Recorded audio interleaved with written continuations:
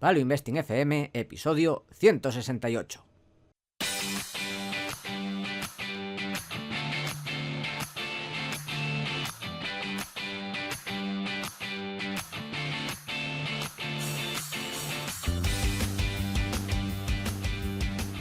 Hola, soy Paco Lodeiro. Bienvenido a Value Investing FM, el podcast semanal en el que te ayudaremos a sacarle partido a ese dinero que tanto cuesta ganar y ahorrar. ¿Cómo? A través del método de inversión más seguro, sensato y rentable, el Value Investing. Te recuerdo que si quieres sacar partido a tus ahorros y no sabes cómo empezar, tienes a tu disposición mi curso gratuito de introducción a la inversión en bolsa en la web www.academiadeinversión.com.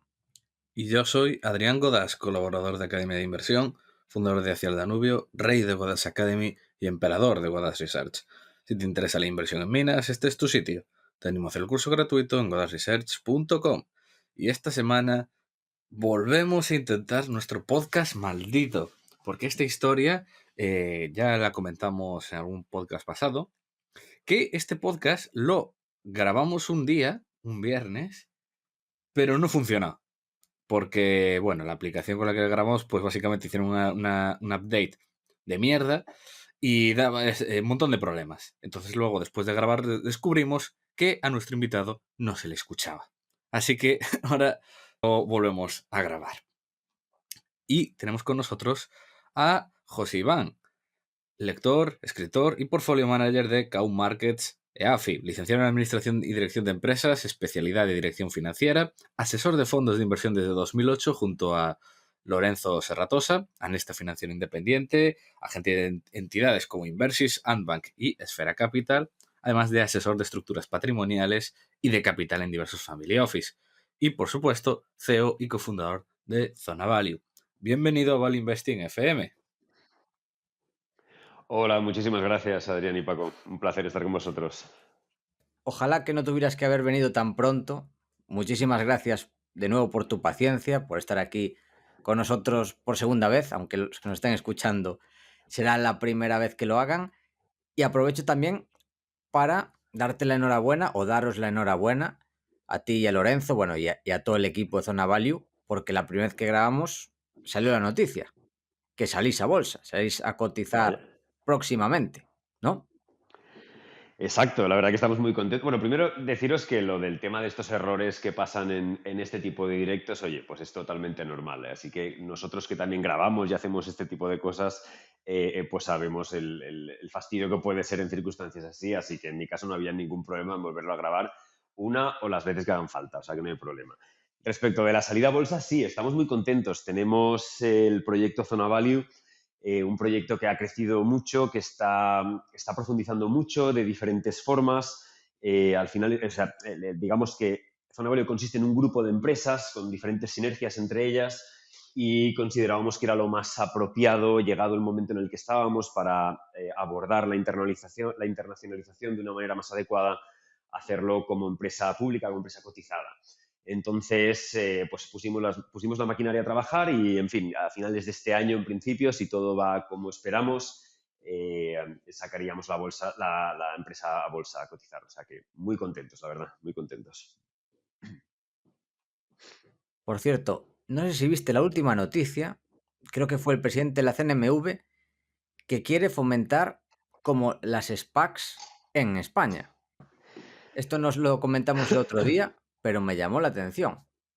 Vosotros con lo, Bueno, bueno, emprendedores que sois, seguro que ya lo habéis leído o algo estáis planeando. Y eso que no lo hablamos, ¿eh? Son cosas que me surgen ahora. estamos planeándolo, de hecho. Estamos Es que ya planeándolo. lo Estamos sabía, ya lo planeándolo. sabía. Estamos planeándolo porque estamos en contacto con una empresa vasca y, bueno, es muy probable que lancemos un SPAC y, bueno, pues podría la cosa funcionar en esa dirección. Es algo que creemos que puede ser interesante aquí porque es una manera, digamos, rápida de salir a cotizar al mercado en alguna empresa, alguna adquisición que consideres interesante. Y bueno, pues como nosotros trabajamos mucho en empresas relacionadas con empresas tecnológicas, pues parece bastante adecuado el vehículo como para salir a cotizar de una manera más rápida y más limpia, en realidad, más clara. Otra cosa es que el inversor utilice el SPAC como vehículo de inversión o desde un punto de vista quizás especulativo, pues hay que saber muy bien lo que se está haciendo y sobre todo el inversor que compra un SPAC tiene que saber muy bien lo que está haciendo el promotor del SPAC y cuál es el interés real de ese SPAC. A lo mejor en un principio no se sabe, como sabéis, un SPAC en un principio cuando se publica sale opaco y lo único que hay son los promotores detrás y por tanto la apuesta que hace un inversor respecto de invertir en un SPAC es puramente, está asociada puramente a quiénes son los que están detrás, es decir, quiénes son los promotores del SPAC, pero no saben qué empresa van a comprar.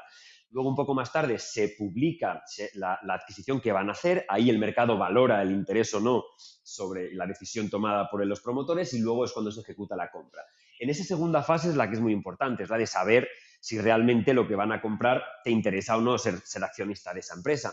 Y quizás en el mundo del SPAC, que está floreciendo mucho, lo que está pasando es que hay poca atención a la parte real de la inversión detrás del SPAC y más al colorido este que tiene y el énfasis que se está dando a la parte especulativa del SPAC, ¿no? Pero yo creo que es un vehículo interesante y como todos los vehículos o todos los productos no son malos en sí mismos ni buenos en sí mismos, depende de lo que se haga con ellos, ¿no? Y creo que este puede ser un producto interesante. Si aquí se fomenta, pues estaría bien también.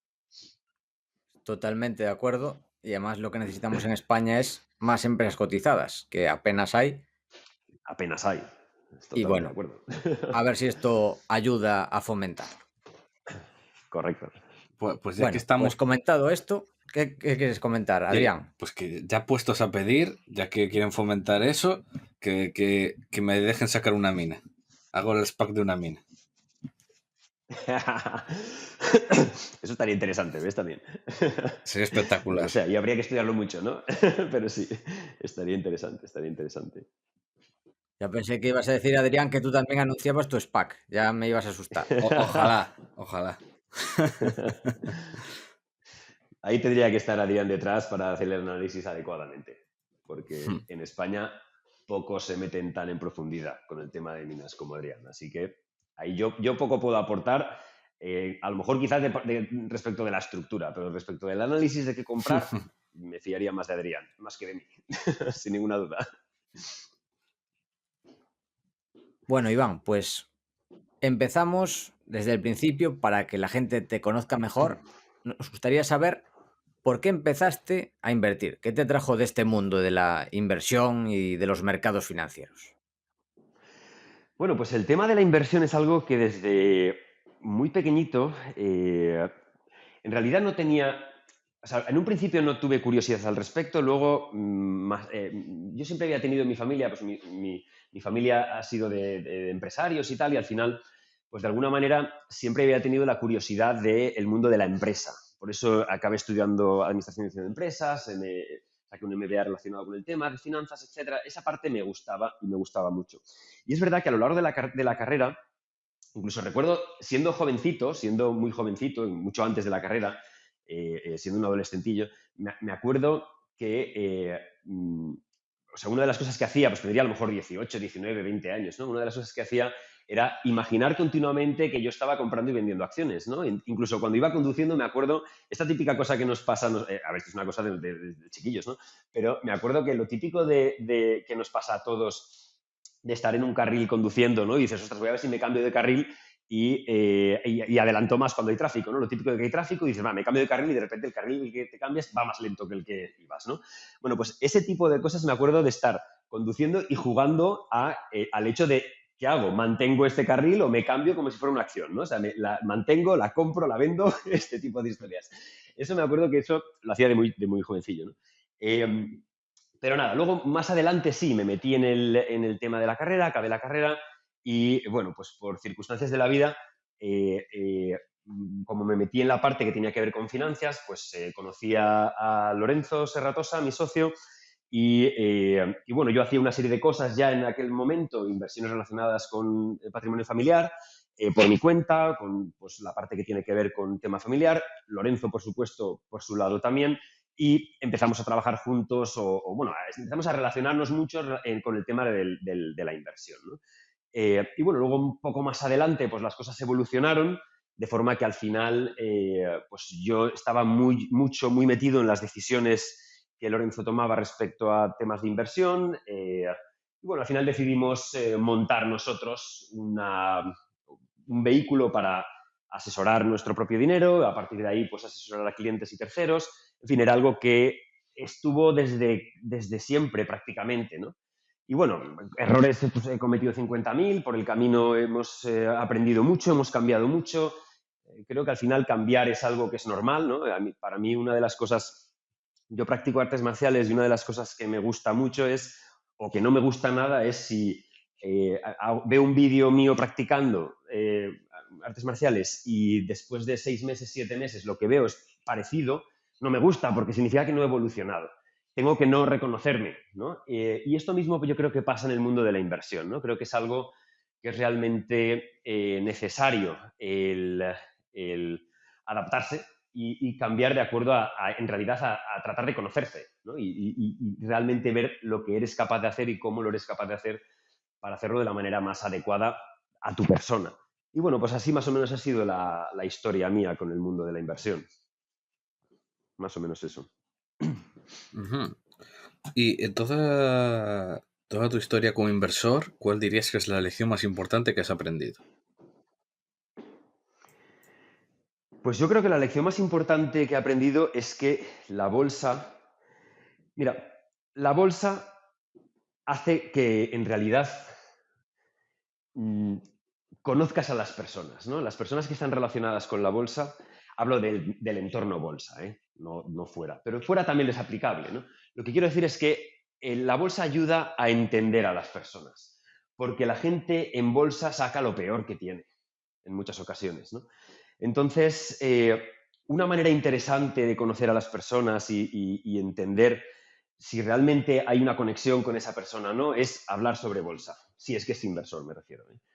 Porque en mi caso al menos, cuando hablo de bolsa con alguien y dependiendo de lo que pasa al otro lado, enseguida es muy fácil catalogar a la persona y en muchas ocasiones a mí lo que me entran ganas es, mira, a mí esta energía yo no la quiero, ¿no? O sea, yo me voy por otro lado, no necesito esto, ni quiero entablar nada contigo relacionado con mi vida, ¿no? Porque al final la bolsa puede ser muy bonita y puede sacar lo peor de la gente, ¿no? Y la codicia, la avaricia y sobre todo el ego, o sea, un ego extraordinario, ¿no? Que es algo que dices, bueno, ¿esto para qué lo quiero, no? Y la verdad que creo que la bolsa me ha ayudado mucho a entender a las personas. Yo creo que es eso, ¿no? La manera de entablar relación con las personas, a mí yo creo que me ha ayudado mucho. Por supuesto, además, a mí me ha valido como medio de vida. Entonces, pues le tengo que agradecer mucho a los mercados financieros. Pero creo que una lección importante es que todas esas emociones que genera la bolsa hay que saber tratarlas y tú no llevártelas a tu casa y llevarlas por otro lado. Que tu vida sea otra, no sea esa manera de pensar que muchas veces te topas con gente, ¿no? Y yo creo que eso es algo que tenemos que tratar de evitar. ¿Y cuál dirías, en tu evolución como inversor, cuál es tu estilo, en qué te centras o cómo inviertes y cómo ha evolucionado este estilo? Vale. La base del estilo de inversión, sin ninguna duda, es el value investing, ¿no? Eso es lo que para mí tiene sentido, porque es algo que tiene sentido, es sentido común, quiero decir. Eso es todo el mundo que invierte, que hace value investing, al final entiende que ese concepto es algo de sentido común. No es algo complejo el value investing, para nada. Tiene mucha lógica, ¿no? Cuando queremos comprar un teléfono, pues buscamos que sea de calidad y barato. Ya está, eso lo hacemos todos, da igual que inviertas en bolsa o que no inviertas en bolsa. La gente, todos tenemos ese principio en la cabeza y tratamos de buscar algo de calidad a un precio barato, razonable, ¿no? Entonces, eso tiene sentido, ya está, no hay mucho más. El value investing no es mucho más. Por tanto, esa es la base de todo para mí, desde el punto de vista del sentido común. Es verdad que, sin embargo, yo empecé de otra manera. Empecé al final, cuando uno empieza, pues empiezas a probar muchas cosas, ¿no? Yo me metí en muchos fregados, ¿no? Y al final, creo que una de las cosas que más me han ayudado es evolucionar la inversión desde el punto de vista del stock picking, de la selección de acciones. Donde yo quería antes hacer un análisis y que esa acción que yo analizara fuera la perfecta, ¿no? Y decir, ostras, me puedo casar con esta acción porque es una maravilla de acción, porque la he analizado mucho y estoy muy, muy convencido y con mucha convicción de que esta inversión es la correcta. Y claro, eso mismo lo hacía con unas cuantas, ¿no? Y al final tenía mi portfolio montado. Eso que en realidad parece que tenga sentido, conmigo no iba. No digo que no tenga sentido, por supuesto que tiene sentido. Simplemente conmigo no iba. ¿Por qué? Porque yo encontraba que en muchas ocasiones una empresa analizada en concreta, ¿no? Desde un punto de vista fundamental, en sí misma era interesante, pero en términos relativos no necesariamente lo era. Es decir, yo podía analizar una empresa que era muy interesante, pero si la comparaba en términos comparables con otra empresa o con miles de otras empresas que tuvieran las características similares, encontraba otras muchas que estaban muy, muy, muy, digamos, o sea, con mucha mejor, muchos mejores ratios, muchas mejores métricas, muchas mejores, desde un punto de vista fundamental, pues mucho mejor estado financiero, ¿no? Entonces, claro, era una dificultad el decir, voy a analizar esta acción. ¿Por qué? Porque la he escuchado, lo he oído en la radio, lo he leído en un periódico, a través de carteras de gestores de fondos, he encontrado esta acción, o se habla por aquí, o se habla por allá. Encuentro esa acción, la analizo y lo que estoy haciendo es, de alguna manera, haciendo un sesgo de confirmaciones. Yo ya he escuchado que esa acción es buena y a partir de ahí la analizo y confirmo que es buena, porque es lo que quiero hacer. Eso me pasaba mucho, ¿vale? Por tanto, una cosa que me ayudó mucho es hacer un giro hacia la parte más cuantitativa de la inversión. Es decir, no voy a escuchar a nadie, ¿no? Sino que voy a establecer una serie de parámetros por los cuales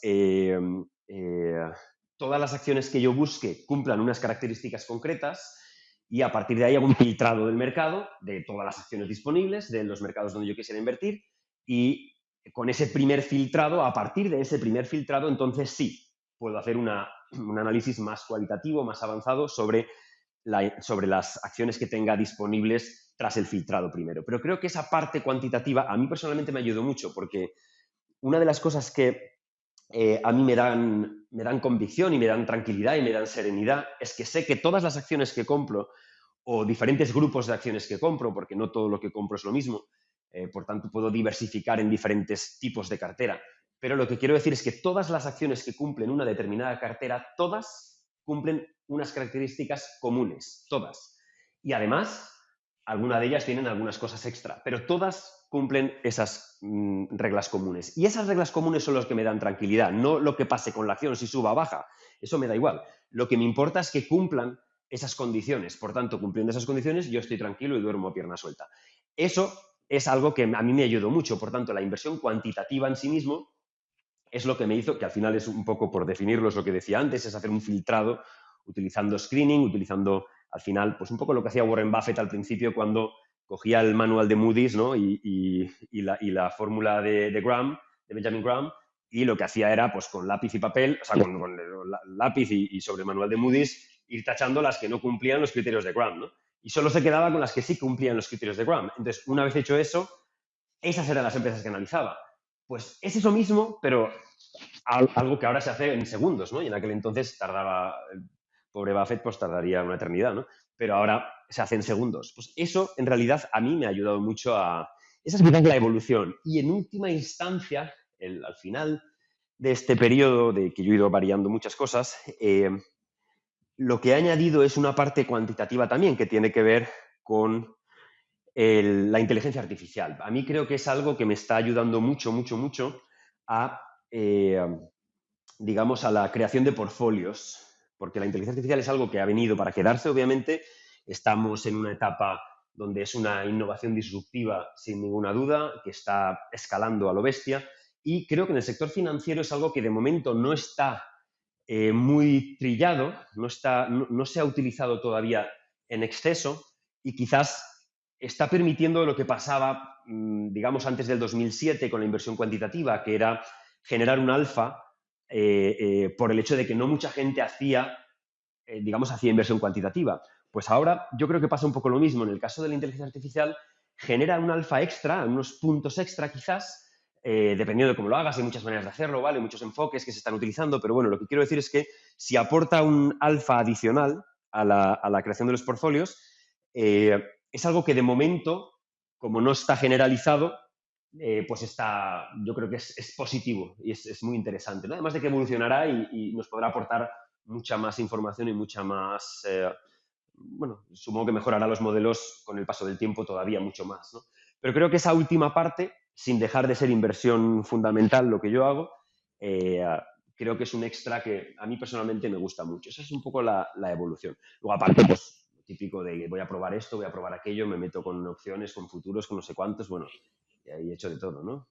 Pero eso es otra, otra guerra. Esa no la cuento como la historia bonita, ¿no? Esas son los castañazos que me dan. Y ya que estás hablando así del pasado, ¿cuáles dirías que son tus fondos e inversores de referencia? Y como siempre digo, valen de Bueno, aquí, de allá, de ahora y de siempre. correcto. Pues yo creo que para mí uno de los fondos de referencia más importantes, en mi opinión, es no necesariamente por el tema o sea, del alfa que generan, ¿no? Sino por lo que hacen. Pues sean probablemente Gotham de Greenblatt, AQR de Cliff Asness. Me parece que son muy interesantes por la aportación, digamos, o sea, porque si tú te paras a estudiar lo que ellos enseñan y lo que ellos transmiten, o sea, la ventaja que tienen estos fondos es que ellos, digamos que a través de sus papers de investigación o sus libros, etcétera, explican muy bien lo que hacen. Entonces, claro, esto es interesante porque si tú te paras un ratito a leer lo que hacen, eh, tienes muy claro qué es lo que hacen, porque no se salen de los patrones que determinan, es un modelo muy sistemático. Entonces, si te gusta y comprendes lo que te están diciendo, invertir en ellos da mucha confianza. Insisto, no porque ganen más o ganen menos. No elegir un fondo de inversión no necesariamente hay que hacerlo porque haya ganado mucho o gane mucho o se espera que gane mucho. No, eso no es un objetivo en sí mismo. Entonces, hay otros muchos valores a tener en cuenta cuando seleccionas un fondo de inversión. Pueden haber los plazos, pueden haber el riesgo, puede haber la volatilidad, puede haber otros muchos factores, ¿no? Pero los costes, etcétera.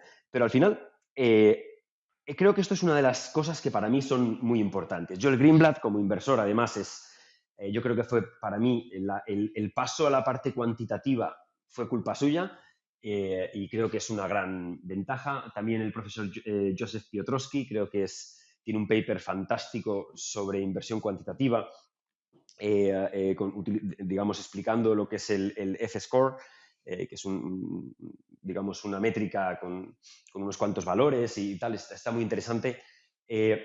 Pues quizás estos dos inversores y como fondo, a mí AQR me gusta mucho por lo que comentaba, por la parte que tiene que ver con la idea de que un inversor, si quiere saber lo que hace el gestor, no hay mejor fondo que AQR. Otra cosa es que me encante, por ejemplo, y soy inversor de otros fondos de inversión, ¿no? De Fansmith, pues no sé, no sé, por ejemplo, el de Margaret Rigasai de Japón, pues me gusta, el Deep Value, el Deep Japan de Margaret Rigasai me gusta, lo tengo comprado también. Tengo, por ejemplo, los fondos estos de Capital Group, pues también tengo el New Perspective, en fin. Y bueno, y mis fondos, obviamente, porque son mis fondos, pero sí, creo que eso es fondos, esos me gustan y como gestores, como decía, pues Joel Greenblatt creo que es una referencia y Cliff Asness también. Pues justo hablando de este tema, quería preguntarte sobre tus principales posiciones, que son principalmente fondos. ¿Cómo lo tienes? Más o menos organizada la cartera de parte de fondos, qué parte tienes de acciones, qué parte tienes automatizada, que eso también es interesante saberlo, cómo aportas. Claro.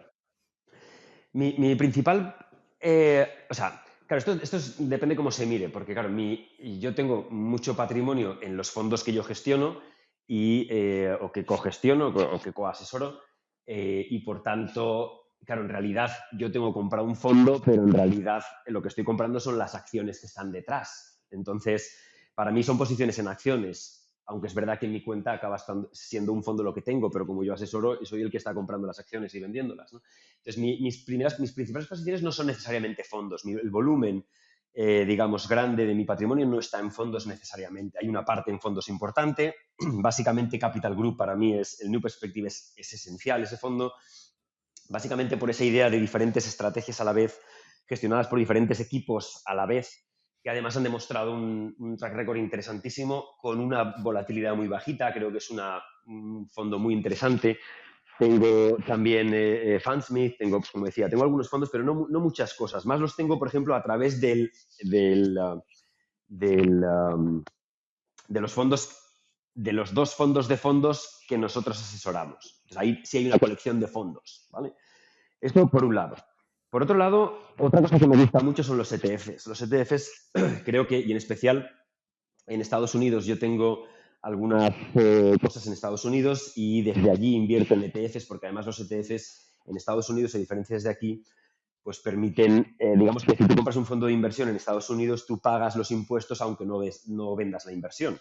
O sea, aunque mantengas la inversión comprada, aunque mantengas el fondo comprado. Por tanto, tienes que adelantar los impuestos cada año, aunque no deshagas la inversión. Mientras que en los ETFs no ocurre eso. Por tanto, los ETFs allí están proliferando mucho porque evitan esa idea de pagar impuestos mientras no deshagas la inversión. Cosa que aquí eso no nos preocupa porque aquí no pasa. En los fondos aquí no pagamos los impuestos mientras no deshagamos los fondos de inversión. Allí sí. Entonces, el ETF se convierte en un vehículo muy útil allí, en Estados Unidos, ¿vale? Una gran posición una gran parte de mi cartera son ETFs. Muchos son ETFs temáticos, ETFs, pues tipo, por ejemplo, los de ARK. Tengo casi todos los de ARK. Tengo algunos específicos tecnológicos o sobre robótica o sobre cosas de este tipo o sobre blockchain, etcétera. O sea, cosas que tienen que ver con temáticas concretas que creo que son interesantes tener. Luego tengo la típica posición en digamos, equity global, ¿vale? O bien, o sea, básicamente a través de acciones. Pues digamos lo que es el típico fondo, como si fuera un típico fondo de equity global, de inversión en renta variable global y ya está. Pues eso, un portfolio. Pero es verdad que de lo que son el stock picking de acciones, de un tiempo a esta parte introdujimos la parte que tiene que ver con inteligencia artificial en los modelos y montamos una empresa en Florida, una empresa que es un RIA, una empresa de asesoramiento financiero, pero allí. Y bueno, a través de esta empresa estamos haciendo modelos de inversión que utilizan inteligencia artificial junto con selección, digamos, cuantitativa de acciones.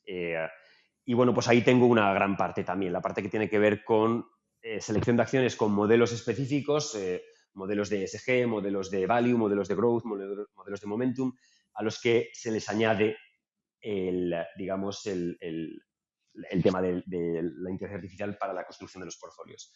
Y la verdad que eso está funcionando muy bien, estoy muy contento y bueno, pues básicamente esa es mi portfolio. Y luego la parte que tiene que ver con private equity. Para mí creo que una cosa muy importante que a veces la gente no acaba de asentar bien es que hay que tener diferentes clases de activos. Bueno, en mi opinión, esto podría estar totalmente equivocado, pero bueno, en mi opinión, creo que hay que tener diferentes clases de activos que además estén descorrelacionados entre sí. No solo, incluso dentro de las mismas clases de activos, diferentes estilos o diferentes modelos que apunten a un mismo, digamos, final, pero que vayan por caminos diferentes. Porque eso lo que va a hacer es, o sea, pongo un ejemplo, es interesante comprar growth y es interesante comprar value. ¿Por qué? Porque ambos apuntan a una rentabilidad media cíclica similar y, sin embargo, lo hacen por ciclos diferentes. Por tanto, el hecho de que tengas ambos comprados, al ser la correlación, digamos, estar descorrelacionados, tu volatilidad global será mucho menor. Es decir, irás más planito y hacia el objetivo que con subidas y bajadas muy grandes, ¿no? No sé si me explico. Pues eso mismo pasa con no solamente los diferentes modelos, las diferentes carteras que tengas de inversión, sino además las diferentes clases de activos. Y creo que private equity es uno que además últimamente yo he estado invirtiendo mucho en los últimos años y creo que es interesante, creo que es un activo que ahora además está en una fase que puede ser muy interesante de cara al futuro próximo, ¿no? Pues creo que esa también es una parte importante de mi portfolio. Básicamente eso es lo que tengo. Y dicho toda esta gran introducción sobre ti, vamos a la faena, al tema que queríamos tratar, que es un poco la introducción de la inteligencia artificial en el mundo de la inversión. Porque antes de empezar a hablar de esto de la IA, háblanos un poco más de los modelos cuantitativos, como por ejemplo el F. Piotrowski, que es muy conocido, pero hay muchos otros. ¿Qué filtros aplican y cómo han funcionado? Pues los modelos cuantitativos creo que es una manera de, o sea, desde mi punto de vista, ayuda mucho a la gente como decía antes, a que no se complique la vida, ¿no? Porque, a ver, esto tiene mucha lógica. Si tú dices, a ver, una empresa eh, imaginaros, por ejemplo, que queremos alquilar una oficina y en esa oficina lo que queremos saber es una oficina, vale, a lo mejor la oficina vale 1.000.000 de euros, ¿vale? Imaginaros, en el centro de Valencia, 1.000.000 de euros la oficina. Y la oficina del frente vale también 1.000.000, o en apariencia vale 1.000.000 de euros, o 1.000.000 y pico, o 800.000, algo así por ahí, ¿no? Pero lo importante, ¿qué es? Lo importante es digamos, la renta que te genera esa oficina. Es decir, si tú puedes valorar esa renta en función de lo que es el flujo de caja que te entra, cuando tú, imagínate que puedes alquilarla a 80.000 euros al año, por ejemplo, neto, ¿vale? 80.000 euros netos al año. Pues al final te está entrando un flujo de caja de 80.000 euros, que es un 8% sobre la inversión, y al final eso es lo que te va la manera de saber si esa inversión va a ser interesante o no. Si yo le estoy generando un 8% de flujo de caja neto al año, pues bueno, pues si la de enfrente vale menos dinero, pero me genera digamos, una renta inferior, a lo mejor del 6%, en términos acumulativos va a ser mucho más barata la que está más cara, la que me venden más cara, que la que me vende más barata. Por tanto, la manera de homogeneizar esto entre dos oficinas, una que esté enfrente de la otra, es utilizar, por ejemplo, el flujo de caja neto. Eso sería un camino, ¿no? Eso es una métrica que podemos utilizar, pero además podemos luego extenderlo a más. Podemos decir, bueno, ¿y qué pasa si comparo los flujos de caja que me genera una oficina que quiero comprar, hago una comparativa y comparo, por ejemplo, lo que pasa en Valencia, en toda Valencia, o lo que pasa en toda España, ¿vale? Puedo comparar todas a la vez. Claro, eso es muy interesante porque ya no te debes a analizar la oficina que está cerca de tu casa y que sabes más o menos por dónde te puedes mover, sino que puedes ampliar el espectro mucho, mucho, mucho. Por tanto, puedes encontrar, a lo mejor, en Guadalajara una fantástica oficina que te genera una renta de un 11% neto de flujo de caja. Por tanto, chico, pues vete a Guadalajara y compra aquella, no hace falta que compres esta. Pues eso es un método cuantitativo de inversión. Si yo eso mismo lo que hago es medir, por ejemplo, el flujo de caja neto que me entra en la empresa o en la oficina o en la acción, da igual lo que sea. Además, miro, por ejemplo, otros factores adicionales, como por ejemplo los retornos sobre el capital invertido, si son elevados retornos respecto a un capital invertido, es decir, si yo necesito poco capital para las funciones normales de la empresa, ordinarias, y me genera mucho retorno esa inversión en poco capital, pues mucho mejor que si necesito mucho capital y me genera poco retorno. Es sentido común también, no hace falta tampoco saber mucha historia, es obvio. Si eso mismo lo juntamos las dos cosas, o le puedo añadir más factores, ¿no? Le puedo decir, oye, ¿y qué pasa si además pues tengo en cuenta que no tenga deuda, ¿no? Y limito la deuda. Pues no quiero empresas que tengan una deuda de 3 veces el EBITDA o lo que sea, ¿no? Cosas de este tipo. Al final, estás haciendo una radiografía a priori, de las empresas que quieres comprar.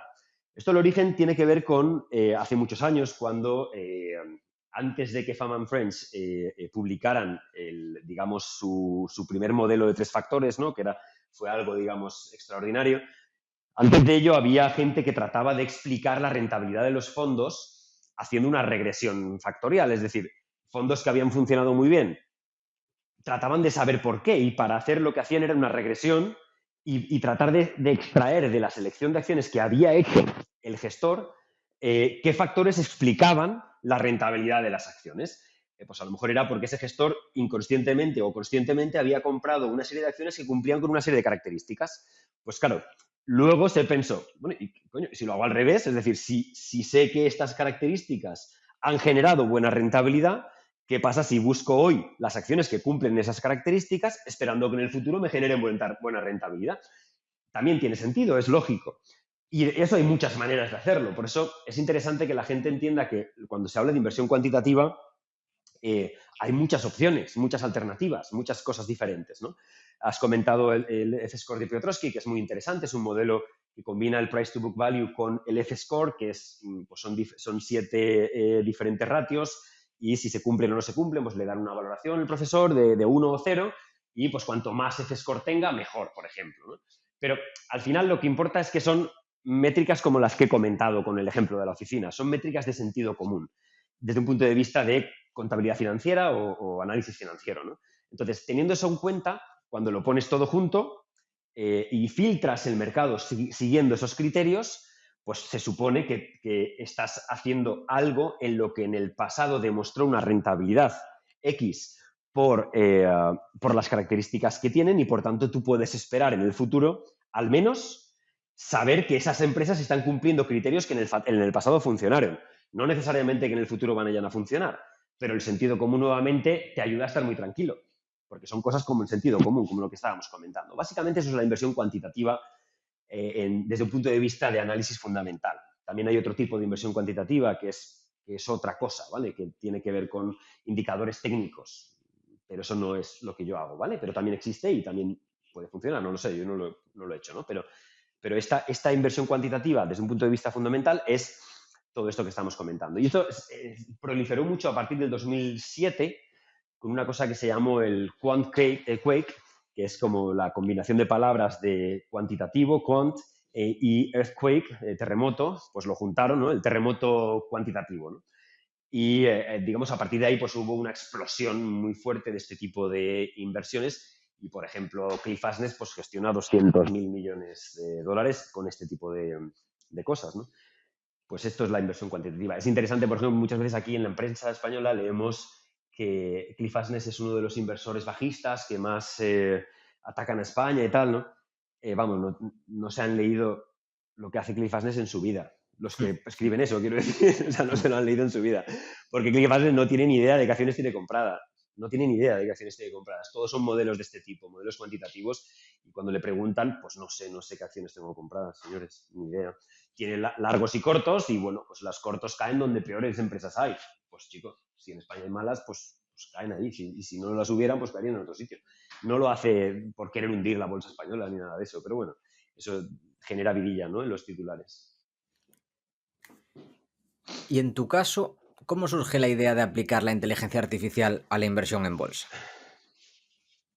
Pues mira, eso surge porque nosotros tenemos una... O sea, Lorenzo y yo siempre hemos sido un culo inquieto, ¿no? O sea, culo inquietos. Ya lo vi con las SPACs, es que ya... Correcto. Ahí es que era visto. Correcto. Somos unos culos inquietos. Entonces, de hecho, creemos que hay que estar en la innovación, ¿no? Hay que innovar. Creemos que es algo que es necesario, que es bueno para todo el mundo, para la sociedad, para nosotros y para ganar dinero también. Entonces, pues, de un tiempo a esta parte empezamos a trabajar con una empresa americana el tema de empezar a investigar en el tema de cómo aplicar la inteligencia artificial a la parte que tiene que ver con la inversión. Ya estaban habiendo cosas, ya se estaban haciendo, alguien estaba haciendo alguna cosa por ahí y tal, pues nosotros queríamos también participar en esto. Lógicamente, en esos momentos estás empezando y bueno, pues te das de bruces con muchas cosas, porque una cosa es la parte que tiene que ver con finanzas, que yo la tenía muy clara, y otra cosa es la parte que tiene que ver con inteligencia artificial, que yo no tenía ni idea, pero cero. Entonces, y claro, los programadores de la empresa tampoco tenían ni idea de finanzas. Entonces, es como cómo encajar dos mundos tan diferentes para que trabajen juntos, ¿no? Entonces, la verdad que al principio costó, ¿no? Costó el desarrollo de modelos que cuadraran, hicimos muchas pruebas de muchos tipos, y la verdad que fue muy bonito, fue muy apasionante, la verdad, porque esto de ver a las máquinas trabajar de una manera en la que al final la inteligencia artificial no es más que, digamos, los modelos de inteligencia artificial básicamente funcionan de una manera muy simple, que es tú le das una serie de acciones a ejecutar a los modelos, pueden hacer lo que tú les digas que pueden hacer, y a partir de ahí ellos empiezan a hacer pruebas aleatorias, continuamente, digamos, tomar acciones aleatorias. Y en función de la recompensa que le da la acción que ha tomado, aleatoriamente, empieza a aprender, empieza a construir a partir de ahí, ¿no? Es decir, si tiene una recompensa por tomar una acción aleatoria, mientras que si toma otra no tiene recompensa, Entonces, descarta esa y sigue por el otro camino, por el que sí que le ha generado recompensa y empieza a construir a partir de ahí, ¿no? Pues, claro, esto es muy interesante porque se veían muchas evoluciones posibles para todo esto, ¿no? Para el tema de la inversión, de la inversión. Sí que es verdad que en última instancia, como a mí y a Lorenzo nos gusta, vale, una vez hicimos todas nuestras pruebas y jugamos un montón y lo pasamos muy bien, había que llevarlo al suelo, ¿no? A la tierra. Y decir, a ver, ¿esto cómo lo vamos a aplicar, no? Entonces, al final, la manera que nosotros consideramos que era la más adecuada era hacer primero nosotros una preselección de acciones o de ETFs o depende del universo de acciones o de activos donde quisiéramos invertir, una preselección. Por tanto, nosotros ya partíamos de la confianza de que la preselección era la preselección cuantitativa, era algo que nosotros habíamos dado un universo de activos a la inteligencia artificial para trabajar. Eso nos permitía estar cómodos en cuanto a que todos esos activos, como decía antes, cumplían unas condiciones características que nos gustaban a priori. Por tanto, ya estás tranquilo. Si elige una o elige otra, pues ya casi que te da igual. Pero creo que esa parte a nosotros nos ayudó muchísimo. Y luego, la segunda parte es que dejar a los modelos trabajar, es decir, seguir las indicaciones de los modelos. Muchas veces la gente en este tipo de prácticas tiende a hacer rotaciones muy dinámicas, muy tal, porque al final esto tiene mucho que ver con los modelos sistemáticos de inversión, con los modelos estos que utilizan pues tipo análisis técnico y gráficos y este tipo de cosas que yo no sé, pero o sea, no sé cómo funcionan, o sea, no estoy cualificado para decir si es bueno o es malo, ¿vale? Pero lo que quiero decir es que tienden a hacer muchas operaciones, ¿no?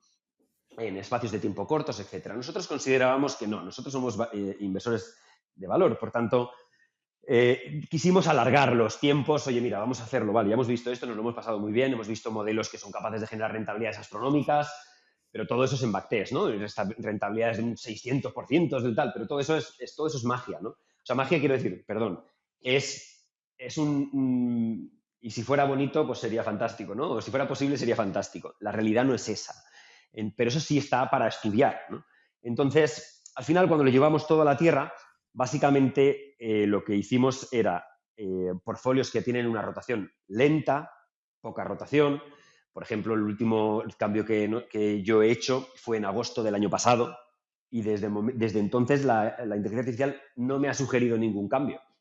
Desde agosto del año pasado, o sea que hace ya un porrón de meses, ¿no?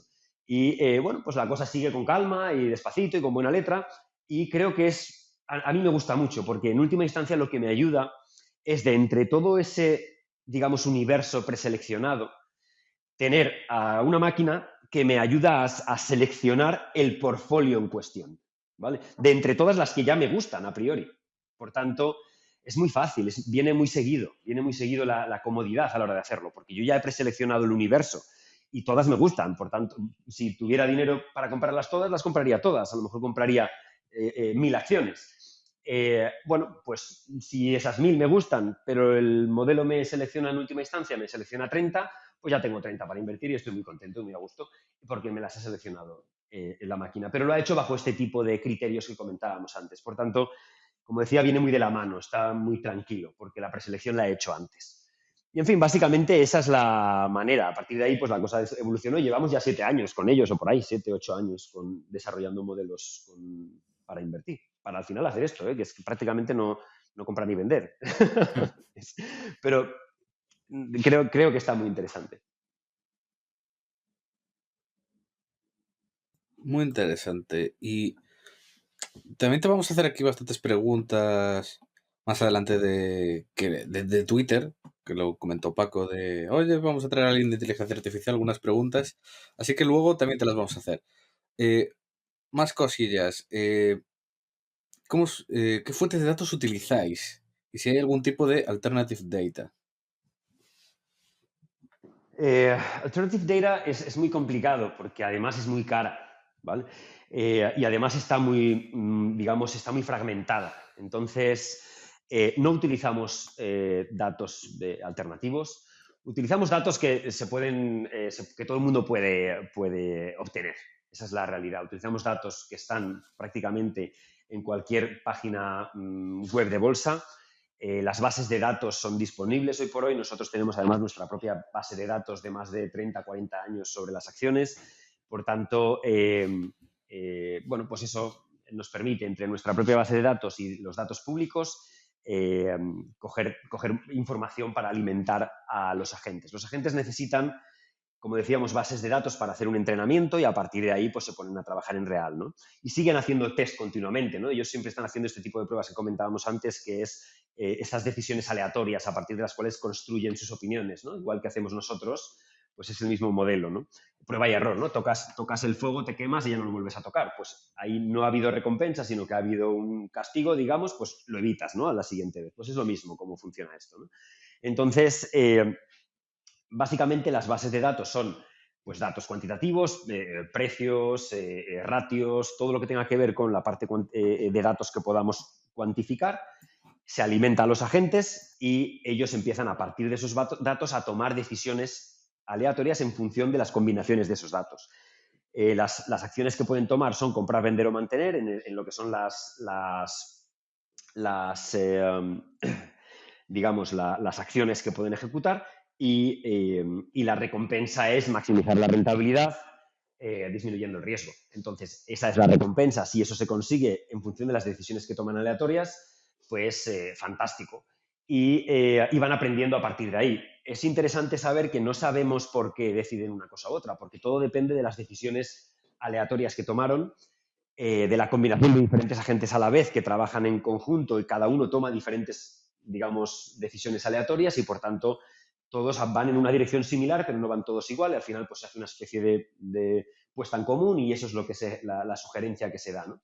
Pues no se sabe exactamente por qué toma una decisión u otra, pero lo que sí que sabemos es que toda la base de datos son datos que nosotros hemos provisto a los agentes y que, como decíamos antes, la preselección de acciones está hecha a priori. Por tanto, ellos solo pueden, digamos, hacer trading con las acciones preestablecidas y ya está. O sea, que básicamente es eso. Es algo que en realidad todo el mundo puede hacer si tienes agentes de inteligencia artificial. De hecho, una de las cosas que queríamos hacer es tratar de evolucionar, si es posible, y hacer accesible nuestras... Esto es una cosa a futuro, pero nos gustaría mucho hacerlo. El tratar de poner en una especie de a un clic la posibilidad de que cualquiera pueda utilizar modelos de inteligencia artificial y programarlos ellos. Porque lo difícil es que tú, a lo mejor, Adrián o Paco, igual no sabéis cómo programar un agente de inteligencia artificial, con lo que no lo podéis usar. Lo mismo me pasa a mí, no tengo ni la menor idea. Por tanto, yo no lo puedo utilizar, yo, solo. Necesito a alguien que me lo haga, ¿vale? Pues lo que queremos hacer es hacer una especie de modelo que sea digamos, de fácil acceso para cualquier persona y que se pueda utilizar de manera gratuita. Entonces, que una persona meta datos y a partir de ahí ponga a la gente a entrenar y a ver qué es lo que hacen. Nos gustaría poder hacer algo así, una plataforma que sea para acercar la inteligencia artificial a todo el mundo. Veremos, estamos en ello. Ala, va. Bueno, Otra vez, vamos. a los que nos estéis escuchando, lo que acaba de pasar ahora es que es increíble. Llevamos, es que no sé cuántas veces he hecho ya esta pregunta, ha pasado de todo. Creo que esta es la quinta, Paco. Creo que esta es la quinta. La quinta o sexta, pero es que es increíble. O sea, ha pasado de todo. Ha caído WhatsApp, hemos tenido que abrir un montón de cosas, cambiar de micro, o sea, todo lo que puede pasar ha pasado en esta pregunta. O sea, es una pregunta la más repetida. Iván va a soñar con esta pregunta, seguro, la próxima semana, que es el papel que juega el gestor al aplicar la inteligencia artificial a la inversión. Si puede usarse el gestor como complemento o como para automatizar la inversión y dejar al gestor un poco de lado. Y bueno, Iván, ya te sabes esta respuesta de memoria. La verdad es que, o sea, una locura lo que nos está pasando. Por suerte parece que ahora que todo funciona, así que vamos a ir directos al grano. En principio, creo que debe de tomar o sea, debe tomar parte en las decisiones que se generan, ¿no? Porque la inteligencia artificial, en principio, o bien, o sea, al final es una caja que trabaja de una manera concreta y no sabemos exactamente por qué toma las decisiones que toma, pero lo que sabemos es que llega a alcanzar o digamos, trata de alcanzar los objetivos previstos en función de recompensas generadas y lo hace haciendo unas acciones que nosotros le hemos permitido hacer. pero lo que no sabemos exactamente es por qué toma una decisión u otra. Por tanto, creo que es interesante que en algún momento el gestor tome parte. En mi caso, por ejemplo, yo lo tomo antes, a mí me gusta preseleccionar las acciones con las que la gente luego puede trabajar, por tanto, yo ya estoy contento con esas acciones a priori. Estoy tranquilo con lo que luego seleccione. Y luego sí, espero de esa selección un alfa extra, el que sea, gracias a la inteligencia artificial, pero en realidad estoy cómodo con el camino porque yo ya he preseleccionado. Puede hacerse al revés, a lo mejor, utilizar la inteligencia artificial para, digamos, filtrar el universo de acciones de grande a pequeñito, pequeñito, pequeñito, y en última instancia que el gestor participe en la, digamos, valide o descarte acciones sugeridas, ¿no? Yo creo que de alguna manera o de otra tiene que tomar parte el gestor de momento. Bien, ahora sí. Esto ha quedado... Eso parece. Esto ha quedado grabado, Por fin, chicos. Dios mío, ¿no? De verdad, no sabéis. Es que de verdad, no os lo podéis imaginar. Los que estáis ahí escuchando, no os podéis imaginar la media hora, más de media hora que hemos estado con problemas. Bueno, de verdad, una absoluta locura. Bueno, y continuamos ahora por fin. ¿Cómo selecciona y evoluciona una inteligencia artificial? Porque, por ejemplo, vi en un vídeo con Lorenzo, donde se le veía emocionadísimo hablando de árbol de decisiones. Entonces, cuéntanos, ¿cómo funciona en resumen una IA? Bueno, básicamente es un poco lo que avanzaba antes, ¿no? Nosotros le damos una serie de... O sea, nosotros quiero decir, cualquiera que trabaje con inteligencia artificial le genera una serie de acciones que puede ejecutar los modelos. Por ejemplo, si fuera bolsa, imaginaros que es comprar, vender y mantener. A partir de ahí hay un entorno, unos datos y hay que establecer una recompensa. Es como, por ejemplo, cuando un niño aprende, pues si se cae o toca algo, una estufa que quema, pues ya no lo vuelve a tocar luego, ¿no? Es decir, la recompensa es que no pase nada o que pase algo positivo y digamos, el error sería en que te está quemando y por tanto no vuelvas a tocarlo, ¿no? Pues los agentes lo que hacen empiezan a generar muchas decisiones aleatorias de comprar, vender y mantener de manera aleatoria entre todas las posibilidades disponibles, la combinación, digamos, las combinaciones disponibles, y son decisiones puramente aleatorias. Y hay una variable que se llama, digamos, la Q-Quality, que a partir de la cual va dando un grado de, digamos, de recompensa si está acercándose hacia el objetivo establecido o no. Entonces, ¿qué pasa? Que en función de esas decisiones que toma, si se acerca hacia el objetivo, le genera, digamos, un mayor grado de calidad en la recompensa, si se aleja, menor.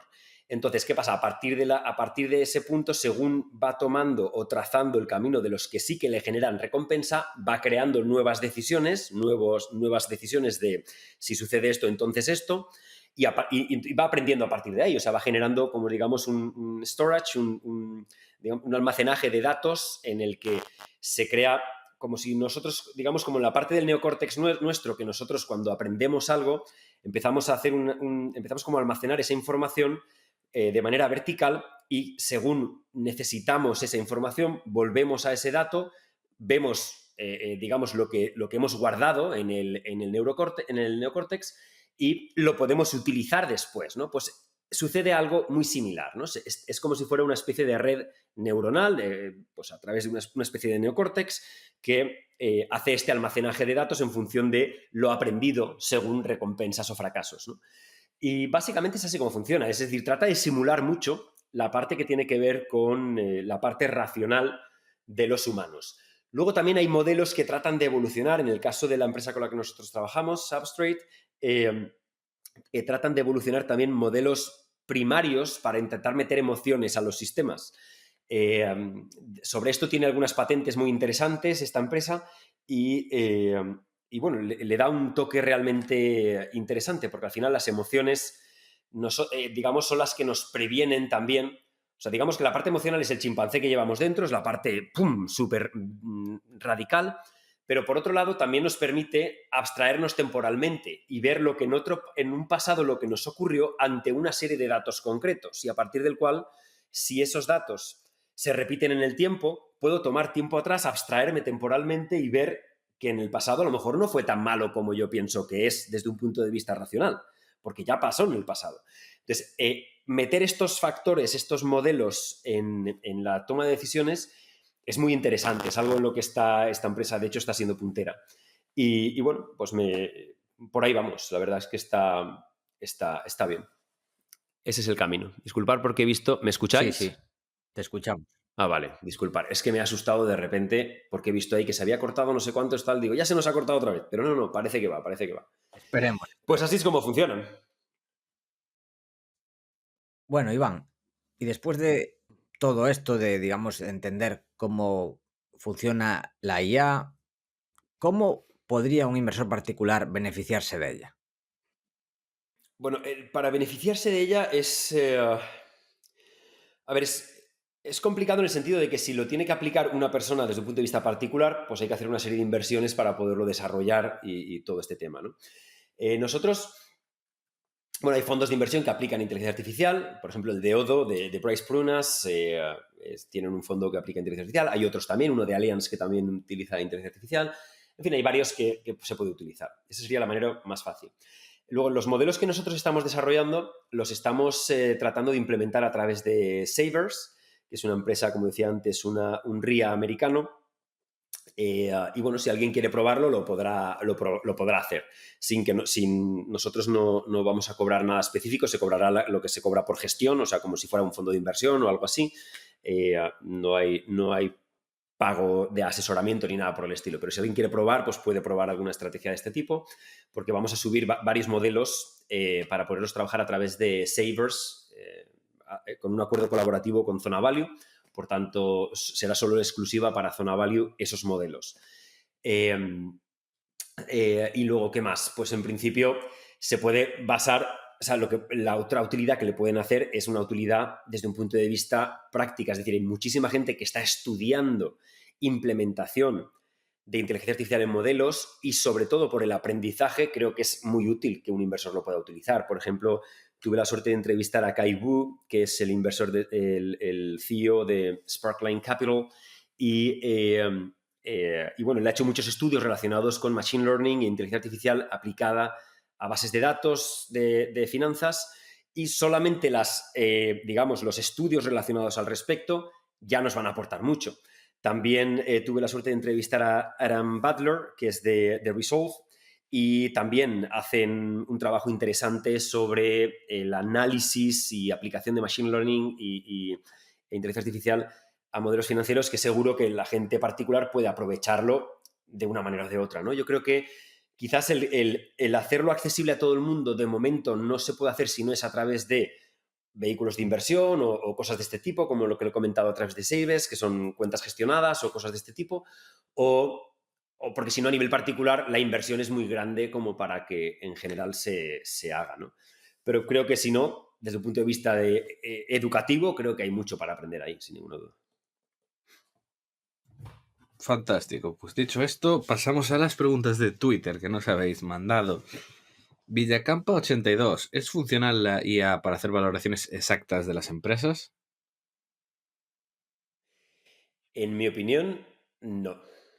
Pero, ¿por qué? Porque yo tengo una limitación también, o sea, no sé exactamente cuánto es todo el potencial que tiene. Yo sé el potencial que tiene lo que yo estoy trabajando, ¿vale? Entonces, supongo que si fuera un programador de AI, a lo mejor te podría decir hacia dónde puede ir y, por tanto, si eso podría hacerse. Pero en mi opinión, creo que es complicado. Es más fácil hacer una valoración de empresas o sea, al final una valoración de empresas no requiere un algoritmo de AI, requiere un algoritmo.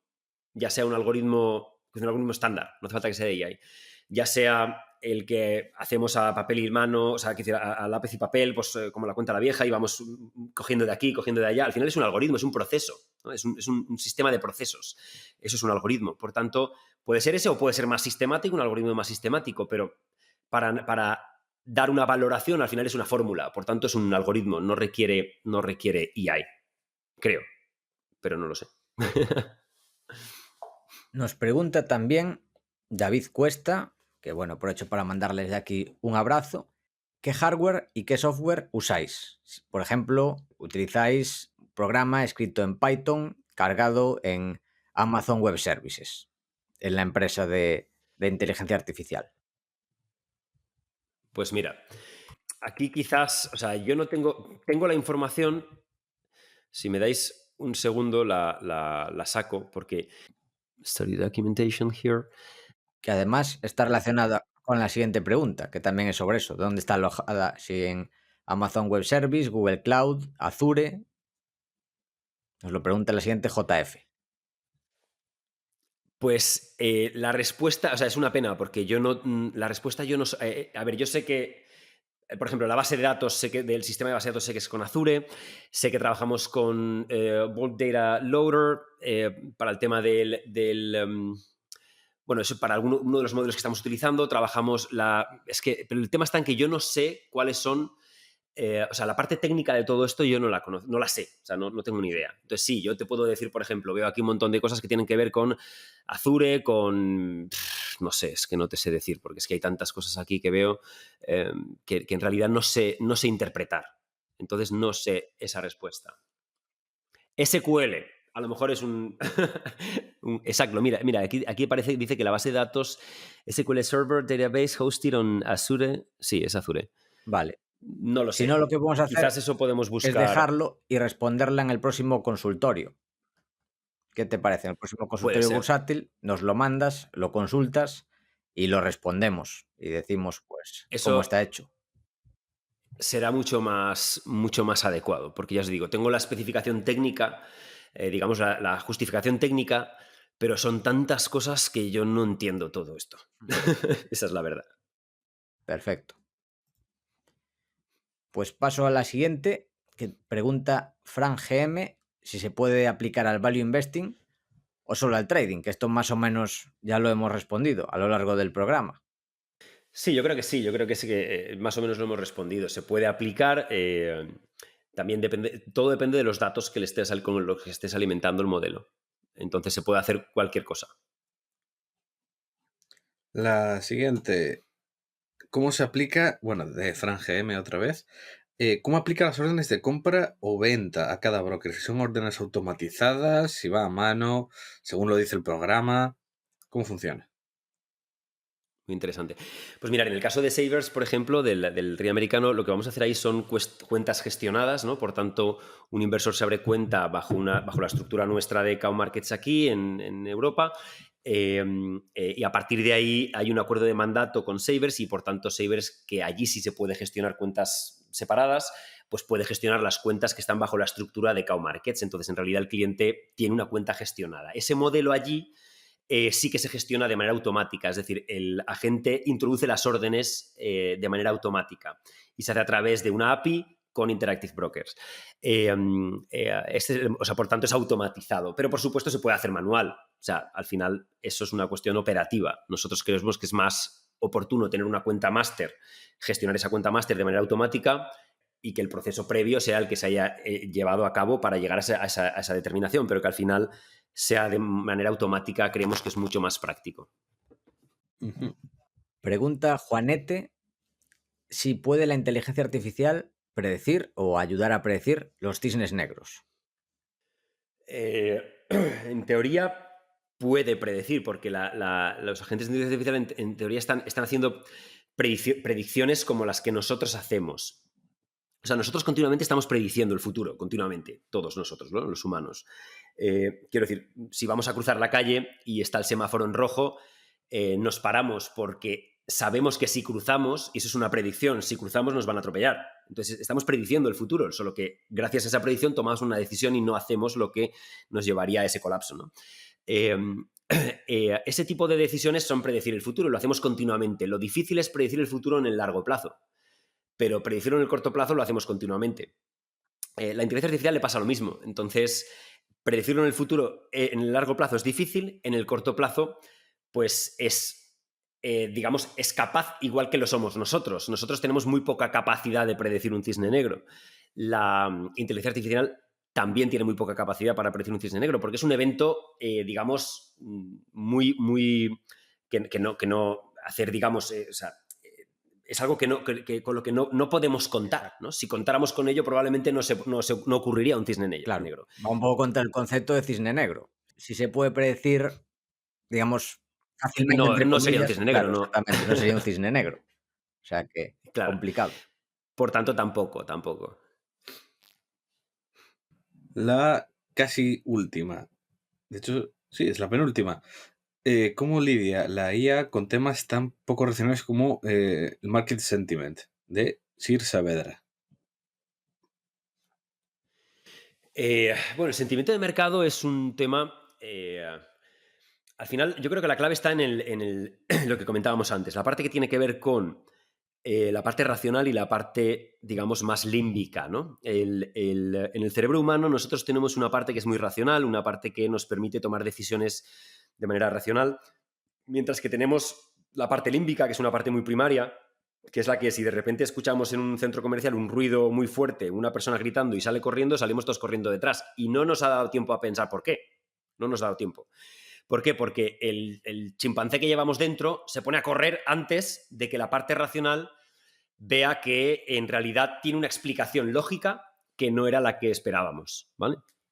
Entonces, ¿qué pasa? Que hay una digamos, no están equilibradas las dos cosas, ¿no? El chimpancé es mucho más rápido. En el sentimiento de mercado pasa algo similar. En el sentimiento de mercado necesitamos las dos partes, la parte racional y la parte emocional que comentábamos antes, ¿no? Al final, la manera de... eso le permite establecer una especie de criterio que utiliza para establecer, digamos, de manera más racional, porque la ventaja que tiene una inteligencia artificial es que tú puedes limitar la parte emocional, mientras que los humanos no somos capaces, no podemos quitar nuestra parte límbica, pero en una inteligencia artificial sí, entonces en una máquina sí. Por tanto, la ventaja que tiene es que la gente trabaja en combinación y le da mayor peso a una u otra en función de las necesidades, y para hacer el sentimiento, digamos, el sentimiento general de lo que está sucediendo en el mercado, se basa precisamente en un score, en una especie de puntuación que le permite saber si tiene una atracción positiva, una capacidad de atracción, de rentabilidad en un entorno concreto, o el propio agente se ve incapaz o se ve menos capaz. Es decir, se mide a sí mismo y mide su capacidad de atracción, de rentabilidad. Si es alta, va adelante y sugiere que vayamos adelante, y si es media o baja, podemos descartar esas decisiones, ¿no? Porque está de alguna manera nos está diciendo de alguna manera que está actuando más el chimpancé que la parte racional. Entonces, al final en el mercado pasa lo mismo. Los humanos somos todo emociones. Y lo interesante es poder... Es un tema muy interesante, de hecho, la parte del sentimiento de mercado utilizando a través de inteligencia artificial, porque además luego tiene una correlación muy interesante con lo que hacen los mercados. Entonces, bueno, pues funciona más o menos así. Tiene que ver con estas dos ideas que nosotros los humanos también tenemos, pero no podemos controlar a nuestro chimpancé, mientras que a la máquina sí. No sé si responde a la pregunta, pero creo que es esa la respuesta. Bueno, pues para terminar con el tema de inteligencia artificial, pregunta Diego Sánchez Aparisi, ¿qué sesgos podría tener la inteligencia artificial aplicada a la inversión? Si podría el entrenamiento basado en datos hacer a la inteligencia artificial más proclive a algún estilo de inversión que a otro. No necesariamente. Bueno, sí. A ver, en principio sí. Quiero decir, el agente va a seleccionar de acuerdo a lo que le genera recompensa. Por tanto, si la recompensa durante un determinado momento de tiempo está en acciones... Por ejemplo, ahora hemos visto hace un tiempo a esta parte, hace poquito, ¿no? Hemos visto una especie de shift donde el value está retomando otra vez cuerpo, ¿no? Parece que las acciones value están subiendo otra vez. Si nosotros nos paramos a analizar lo que está pasando ahora, veremos que en realidad es más un factor tamaño pequeño o sea, tamaño pequeño y calidad junto con valor, que es solo valor. Probablemente veamos que en un futuro ahora estamos pudiendo comprar empresas que, digamos, tienen mucha calidad y que por las que antes debíamos de pagar un múltiplo muy caro, pero ahora no hace falta que paguemos un múltiplo tan caro. Podemos pagar un múltiplo muy barato, como si fuera una empresa value pura. Entonces, estos son sesgos que van hacia la inversión, ¿no? Es decir, el mercado está continuamente cambiando los sesgos y los ciclos de estilos, ¿no? De un tipo a otro, más momentum, más growth, más value, más quality, más no sé cuántos, más tal, continuamente. Entonces, al final, la inteligencia artificial lo que va a hacer es eso, va a moverse entre esos factores, va a estar continuamente moviéndose entre esos factores, lo cual es muy interesante porque ayuda a que en realidad, a que naveguemos aquello que está navegable, que no necesariamente como inversores, cuando uno tiene una idea muy clara en la cabeza y yo hago solo esto, pues te puede pasar lo que le ha pasado a los, digamos, value investors tradicionales durante la última década, ¿no? Que no ha funcionado el value investing, ¿no? O ha funcionado bastante mal. Desde un punto de vista de el value puro, el deep value hablo, el value académico hablo.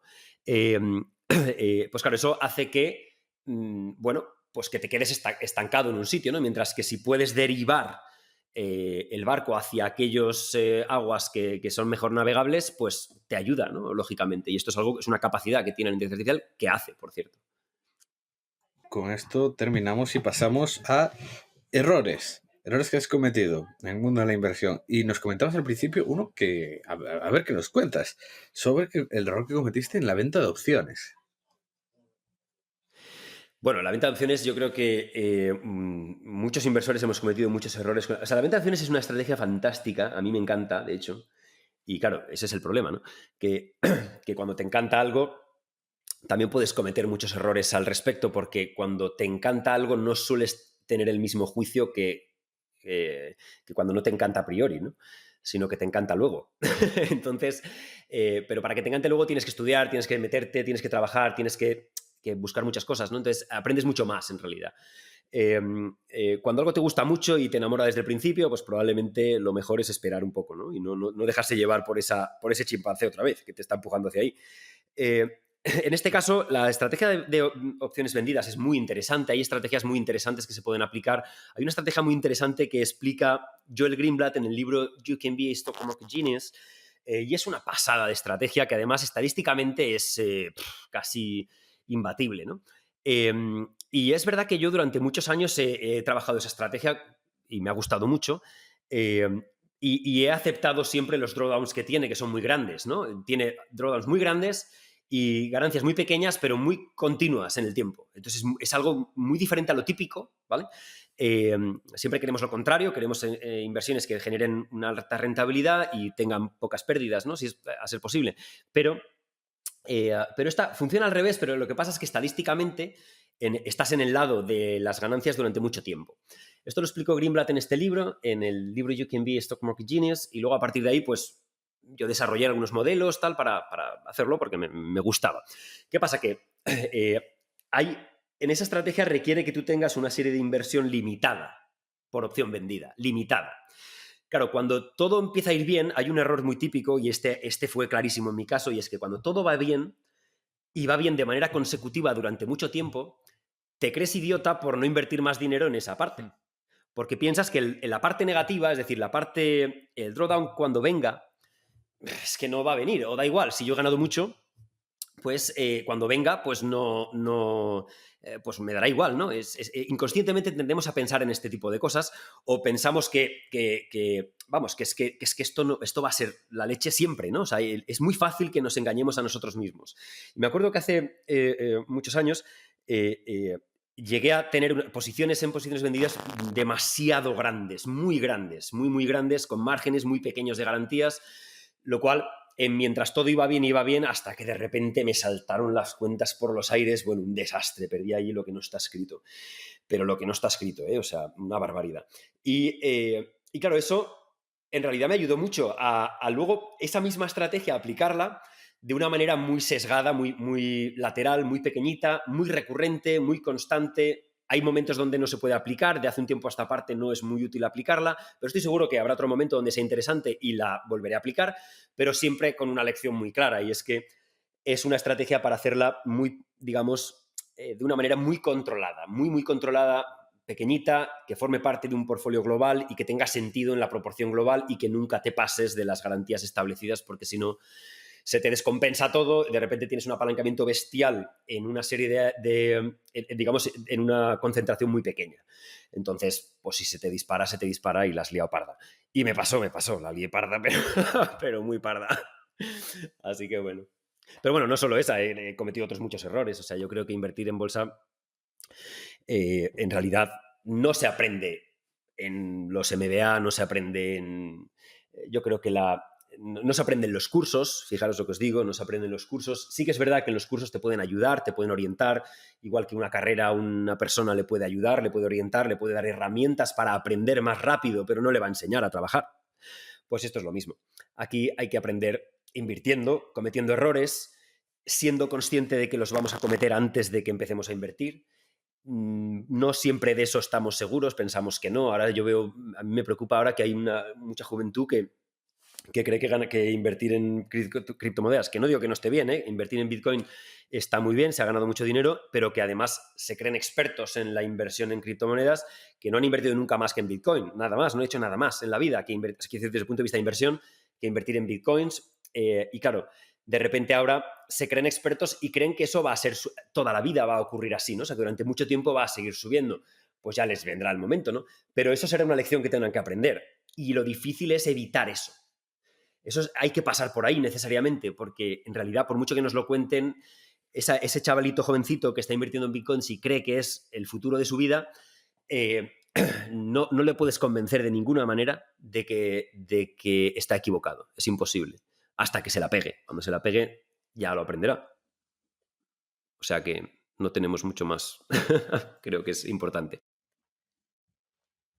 Bueno, Iván, pues ya hemos hablado de inteligencia artificial, de tus errores. Ahora vamos a unas preguntas un poco diferentes. Son preguntas rápidas, ya sabes cómo van.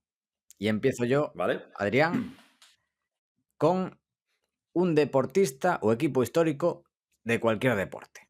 No vale Rafa Nadal. Eso. Los Lakers. ¿Cuáles? ¿Los Lakers de ahora o cuáles?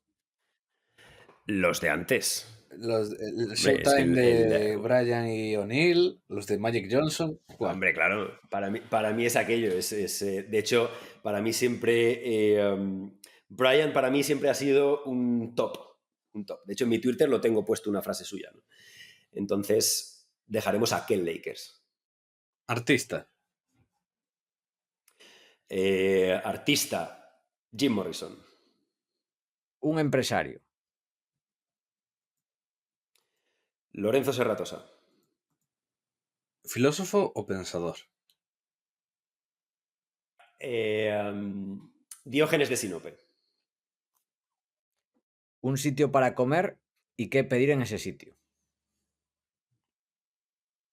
Borja Azcutia, arroz a banda en Valencia. Tiene que estar buenísimo eso. Lo está. No os lo podéis imaginar. Una canción. Una canción. Una canción, voy a decir, la de Jesucristo García de Extremoduro.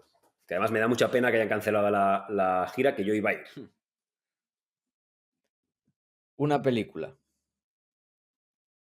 Una película. Pues mira, voy a decir una... voy a decir El bueno, el feo y el malo. Que de hecho la otra vez aquí lo habíamos comentado. Los western, qué peliculones. Pues mira, sigo teniendo el mismo criterio. Sí. Muy bien. Echaron en la tele, creo que fue ayer o anteayer, Sin Perdón. Que yo no soy muy de western, pero Sin Perdón, me parece un peliculón. Sí. Y como western yo os voy a recomendar, si alguno de los que escuchan no lo ha visto, Hasta que llegó su hora. Absolutamente increíble. Hasta que llegó su hora. Sí. Que es el título que les pusieron en español. En inglés es totalmente distinto. En inglés es Once Upon in the West. Pero bueno, ya sabes cómo son las traducciones aquí en España. Y terminamos con el último. Un videojuego. ¿Un videojuego? Pues yo no soy de videojuegos. Super Mario Bros. Que es cuando yo en su momento jugaba con la Game Boy. Fantástico. Es que yo no soy muy de videojuegos. No. Llama la atención. Te han metido en temas tecnológicos, inteligencia artificial, pero de videojuegos nada. Llama la atención. No, sí es cierto. Tengo comprada empresas de videojuegos, eso sí. Pero pues digo una de tus empresas de videojuegos y así le haces publicidad y ganas. Al final eres dueño también. Son empresas tuyas. Si tienes acciones... La de EA, por ejemplo. Esa es muy odiada. No, esa no. Sí. esa yo la tengo comprada. A ver, es odiada porque saben exprimir al máximo a los usuarios. pero con el tema este Claro, es que de los yo soy loops, claro, accionista. como accionista bien, Yo soy como accionista. usuario, Claro, yo no juego. O sea, no. Y llegamos a la fase final. ¿Qué has aprendido este último año? ¿Qué he aprendido este último año? Pues mucho sobre inteligencia artificial. ¿y qué estás intentando aprender en estos momentos? ¿Qué estoy intentando aprender en estos momentos? Pues en estos momentos un tema que me llama mucho la atención y que estoy tratando de entender más en profundidad es el tema que tiene que ver con las criptomonedas, con el Bitcoin, con el blockchain, más en profundidad. Asistí al curso del MIT de Gary Gensler y bueno, es un cursazo, pero siento que no sé, que no entiendo esto de qué va todavía. Por tanto, me tocará seguir aprendiendo por ahí. Que es el problema de las criptomonedas. Empiezas y cada vez ves más huecos que tienes. Bueno, como en la bolsa también, cuando empiezas, Que sabes claro, menos. cada vez sabes Exacto, menos. El efecto exacto, Dunning-Kruger. Que al principio dices, muy bien, correcto. pero luego empiezas a ver huecos, los intentas Y rellenar, te dices, aparecen ostras, 7 huecos más y bueno, 7 más. venga, Adrián, dale. Venga, la última pregunta. Libros para inversores sobre IA. Vale, pues yo creo que los libros sobre IA que están chulos son el de Deep Thinking de Gary Kasparov, creo que ese es muy interesante. The AI Economy, este creo que era de Roger Burrow, creo que era, algo así. Y uno que me gustó mucho también, que es ese es más sencillo, más fácil, muy divertido, que se llama Life 3.0, Vida 3.0, de Takemark, creo que era. Pues yo creo que esos tres son interesantes para aprender sobre AI. Bueno, pues esto parece que ha sido todo. Salvo que haya más problemas a la hora de grabar, editar o lo que sea, porque después de todo lo que hemos vivido, aquí puede pasar de todo. Parece que hemos terminado. Iván, muchísimas gracias por tu paciencia. Lo has tomado con filosofía. O sea, que tienes también Nada, parte de estoicismo, o no sé en qué filosofía te encuadras, pero lo has llevado muy bien, la verdad. bueno, pues porque estoy cómodo, es un placer estar con vosotros. Me gusta hablar de estas cosas, lógicamente, porque estoy enamorado de ellas. Vosotros, además, conducís muy bien el tema. Nos lo pasamos bien, nos conocemos, pues obviamente pues uno se lo pasa bien. Y también pues esperas que la gente que lo escuche lo vaya a disfrutar y tal, y por tanto, pues no sé, es divertido. Entonces pasan estos problemas, pero se superan, no pasa nada. Bueno, antes de terminar, queremos recomendar el programa 23 del podcast By the Deep con Albert Mendoza y Martí Alonso, en el que Iván y yo tenemos un debate sobre inversión. Se llama el podcast Quality versus Quant. Hablamos de las ventajas e inconvenientes de cada método, así que si os interesa este tema podéis verlo ahí, o escucharlo, mejor dicho. Dar de nuevo las gracias a Iván y bueno, te cedemos el micro para despedirte, saludar a la familia del pueblo o, bueno, decir lo que quieras antes de despedirnos. Pues nada, que muchísimas gracias por la entrevista, que conducís muy bien el programa, creo que es un programa bueno, que hay que tratar de mover y que la gente lo conozca porque traéis a gente muy interesante y por tanto al final se trata de algo que estamos tratando de hacer en el sector de las finanzas, que es favorecer la educación financiera, el tratar de llevar a todo el mundo la educación financiera, y vosotros formáis parte de esa comunidad también y por tanto, pues nada, daros la enhorabuena y en fin, que espero que les haya gustado a los oyentes vuestros, les haya gustado mi historia y que cualquier cosa que yo pueda ayudar de alguna manera o de otra, pues o bien a través vuestra o bien directamente a mí, pues yo encantado de echar una mano en lo que pueda. Adrián, ¿algo más que añadir? Nothing to add. Pues esto ha sido todo hasta la semana que viene. Esperamos que te haya gustado el programa tanto o más que a nosotros y queremos darte las gracias por estar ahí. También te agradeceríamos mucho que nos des tus 5 estrellas en Apple Podcast, tu me gusta en iVoox, tu like en YouTube, que des al corazoncito de Spotify, ya que ayudarás a que este podcast siga existiendo y siga creciendo. Desde aquí, Paco y yo nos despedimos. Que el valor te acompañe.